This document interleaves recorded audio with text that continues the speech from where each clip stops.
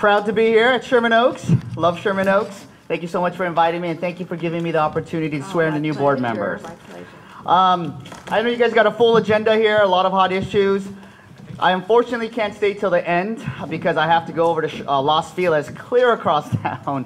Luckily, traffic has died down a little bit, so it won't take me as long getting here as it did trying to get here. But I just want to really thank you guys for coming out today. I know there's one particular issue that you guys are going to be talking on, one of the development issues, and I really encourage that you're here. I'm encouraged that you're here, and I'm very happy that you're here to talk to your neighborhood council to let you know about how you feel. Now, one thing I just want to comment, I am going to personally try to organize a meeting with the neighborhoods, the neighbors near the Horace Heights development, but I want you to know, I am a council member elected by you to represent you. And your council member is in your corner. And when I say we must have dialogue, that we must have community input, dialogue, community input is a two-way street.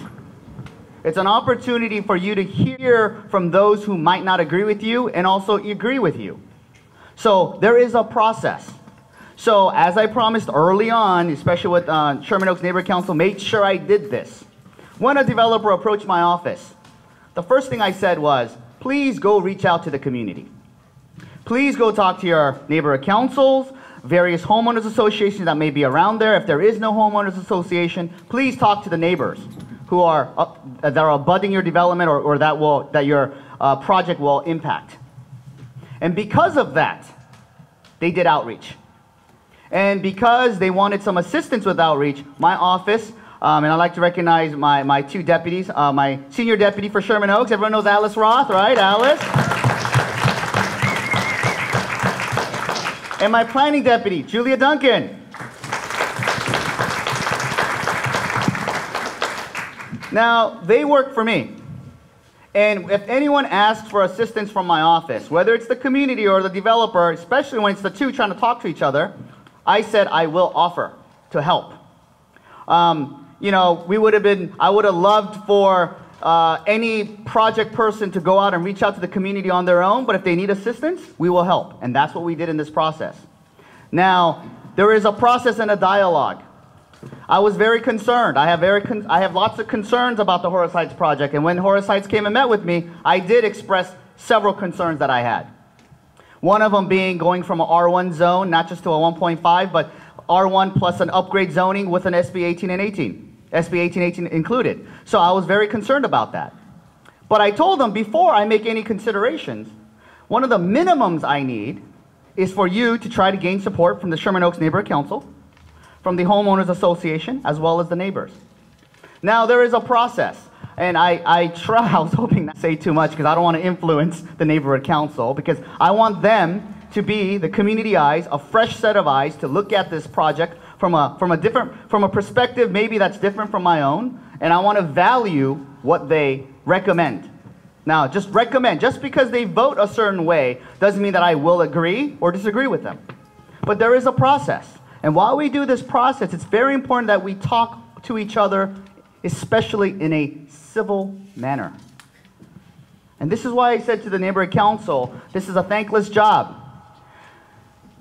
You might be upset with something that's happening in the community, whether it's a development project or lack of a stop sign or speeding cars and you want speed bumps. I understand your frustration. You are upset. I would be just as upset. That's why I joined my neighborhood council, to make that difference. So, but please express your concerns. Express your frustrations in a positive way. And there is a process. Just like how you will want me to maybe do something on your behalf, it's important that I hear from you, right? The whole reason we're even doing this process is because I asked them to get engaged with you. I could have easily decided one way or another, but I thought it was very important that I get the community's input, especially your elected neighborhood council members. So please, let's be civil. And let's try to maintain discourse. So I will just leave you with that. I will personally come and meet with you. My staff has spent much time reaching out to you. And I want you to know, sometimes because people are so upset, they have a tendency of shooting the messenger. And Julia Duncan, my staff, could get paid almost twice as much working anywhere else. But she chose to work in public service. These members here did not have to run to be neighborhood council. They're not even getting paid. At least Julia's getting paid a very meager salary.